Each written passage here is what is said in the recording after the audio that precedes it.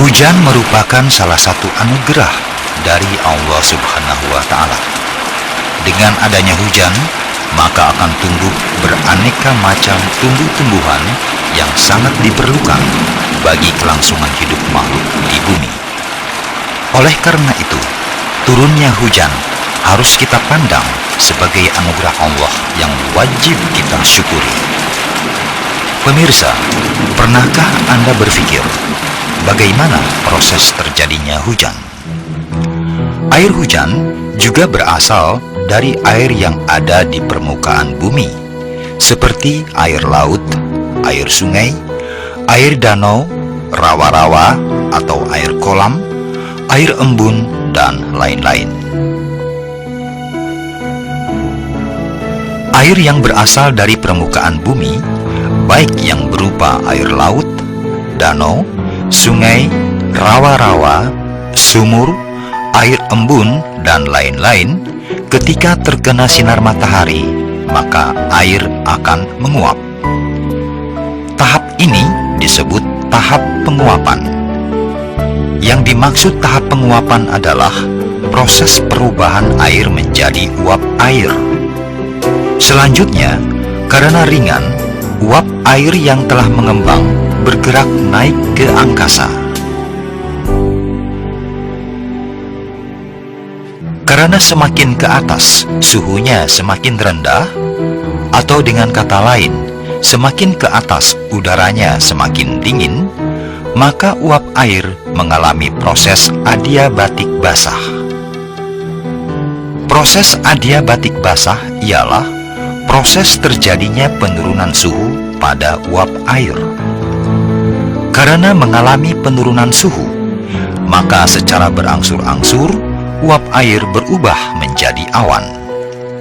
Pada tahap ini disebut tahap kondensasi dan pembentukan awan. Yang dimaksud tahap kondensasi adalah proses berubahnya uap air menjadi titik-titik embun. Titik-titik embun berkumpul semakin banyak. Karena berat, maka jatuh ke permukaan bumi sebagai hujan.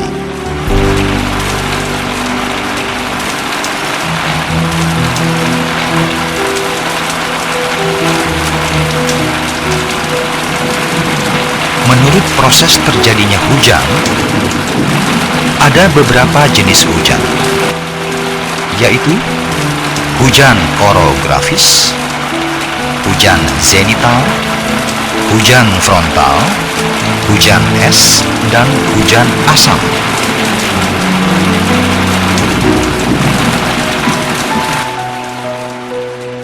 Hujan zenital adalah hujan yang sering terjadi di daerah Khatulistiwa.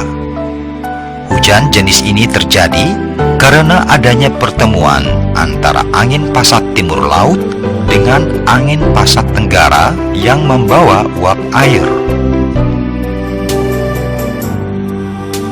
Setelah bertemu, keduanya bergerak naik. Di atas ekuator, kedua jenis angin yang membawa uap air ini mengalami kondensasi dan membentuk gumpalan-gumpalan awan. Lalu, awan turun sebagai hujan.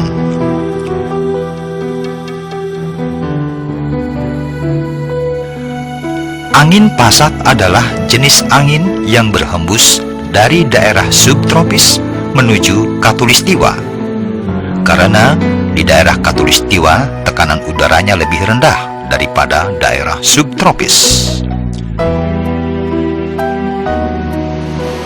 Angin pasat biasanya berhembus di atas laut.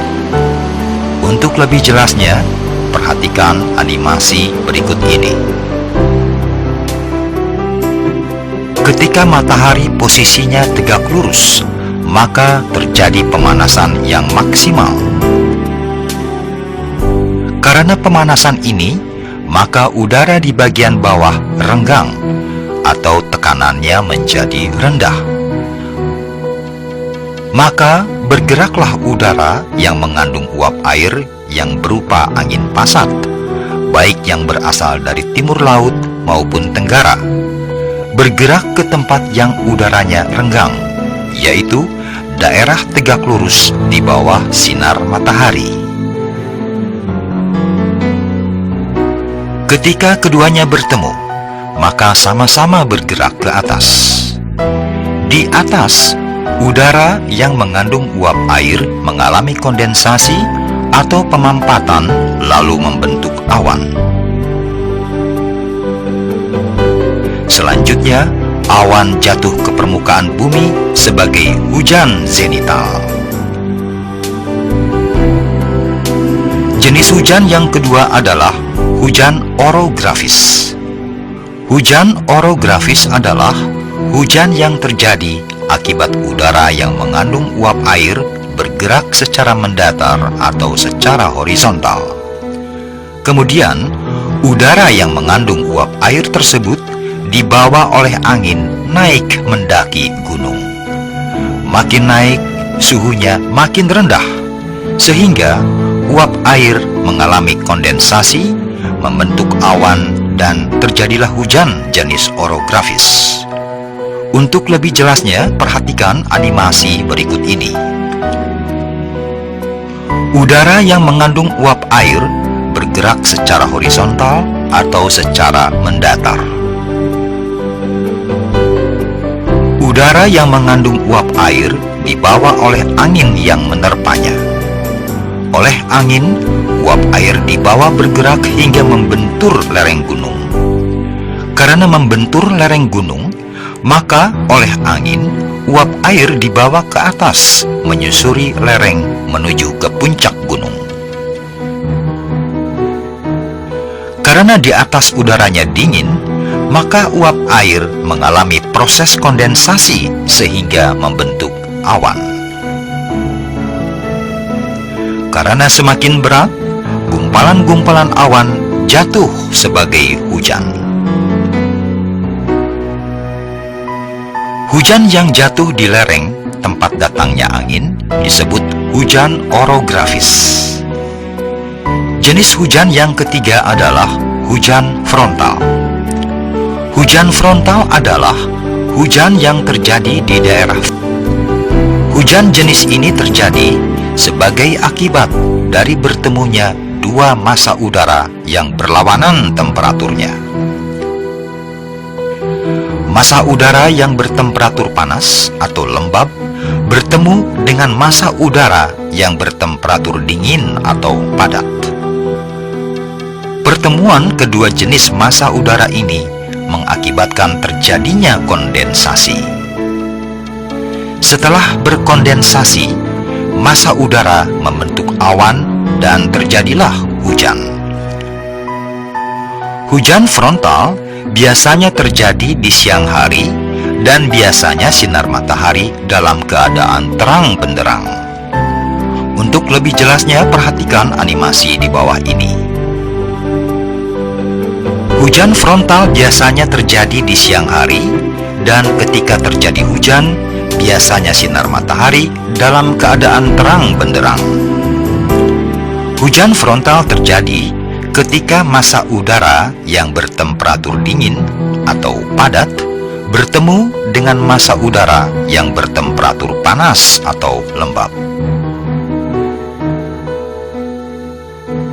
Setelah bertemu, dua jenis massa udara yang berbeda temperatur tersebut berkondensasi dan membentuk awan. Awan semakin banyak. Lambat laun, awan berubah menjadi embun atau titik-titik air, dan akhirnya awan jatuh ke permukaan bumi sebagai hujan jenis frontal. Selain hujan jenis orografis, zenital, hujan es terjadi karena awan yang ada di angkasa terus bergerak naik. Setelah sampai pada ketinggian tertentu, awan membeku dalam bentuk salju atau butir-butir es. Butir-butir es jatuh ke permukaan bumi sebagai hujan es. Di samping hujan es, kita juga sering mendengar adanya hujan asam. Hujan asam merupakan hujan yang airnya tercemar oleh debu dan asap. Hujan asam apabila menerpa benda-benda metal atau besi, maka besi akan berkarat atau keropos.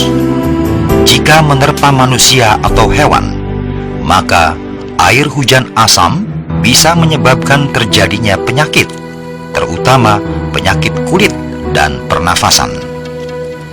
Jika menimpa tumbuh-tumbuhan atau tanah, maka tumbuh-tumbuhan akan menjadi kerdil atau layu. Itulah sebabnya kita perlu menjaga kualitas atau kebersihan udara dari tindak pencemaran.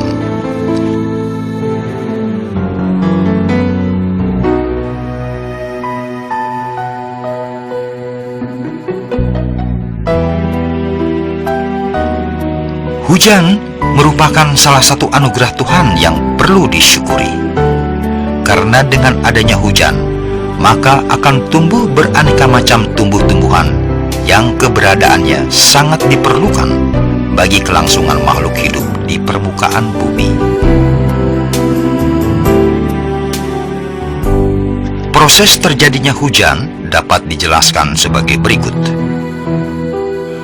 Air yang berasal dari permukaan bumi, baik yang berupa air laut, air danau, air sungai, air sumur, rawa-rawa, air embun, dan lain-lain, bila terkena sinar matahari akan menguap atau berubah menjadi uap air. Karena ringan, uap air akan naik ke atas atau naik ke angkasa. Karena semakin ke atas suhunya semakin rendah atau udaranya semakin dingin, maka lambat laun uap air berubah menjadi awan. Awan terus naik ke atas, dan selanjutnya awan berubah menjadi titik-titik embun. Titik-titik embun terus berkumpul di angkasa dan menumpuk semakin banyak. Setelah tumpukan banyak, maka menjadi berat. Karena berat, maka titik-titik embun jatuh ke permukaan bumi sebagai hujan.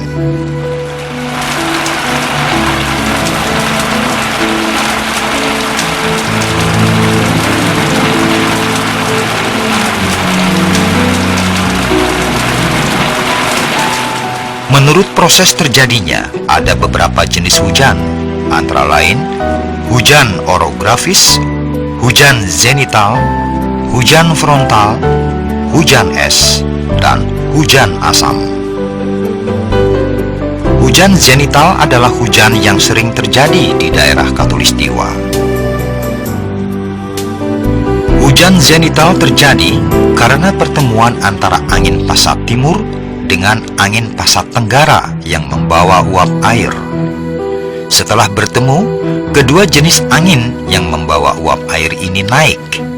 Di atas Khatulistiwa, uap air berubah menjadi gumpalan-gumpalan awan. Gumpalan awan jatuh ke permukaan bumi sebagai hujan. Hujan jenis orografis merupakan hujan yang terjadi akibat udara yang mengandung uap air bergerak secara mendatar. Karena membentur lereng gunung, maka udara yang mengandung uap air tersebut dipaksa oleh angin untuk mendaki gunung. Makin naik, suhunya makin rendah, sehingga uap air berubah menjadi awan. Awan jatuh ke permukaan bumi sebagai hujan.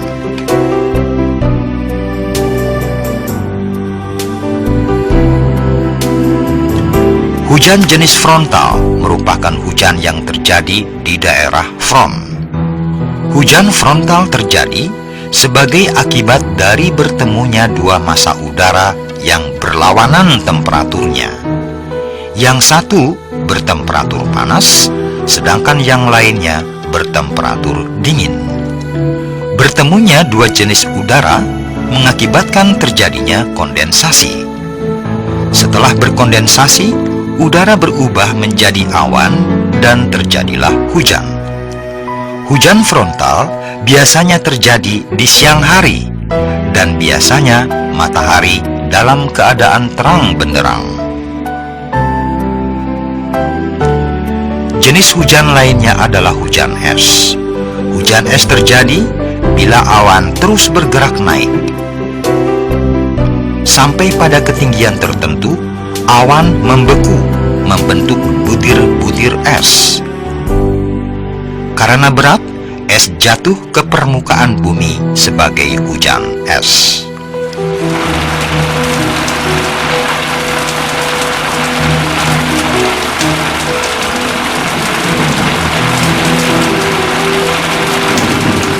Hujan asam adalah hujan yang airnya tercemar oleh debu dan atau asap.